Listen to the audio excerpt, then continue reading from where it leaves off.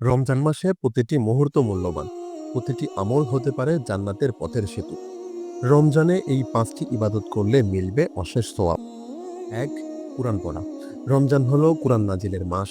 এই মাসে কুরআন পড়ার সওয়াব ৭০ গুণ বৃদ্ধি পায়। তাই প্রতিদিন অন্তত কিছু আয়াত কোরআন পড়ুন। ২. তারাবিহ ও তাহাজ্জুদ নামাজ। তারাবিহ হলো রমজানের বিশেষ উপহার। তাহাজ্জুদ সালাত মহান আল্লাহ তাআলা অনেক বেশি পছন্দ করেন। তাই তারাবিহ ও তাহাজ্জুদ নামাজ অবশ্যই আদায় করবেন। ৩. দোয়া ও জিকির।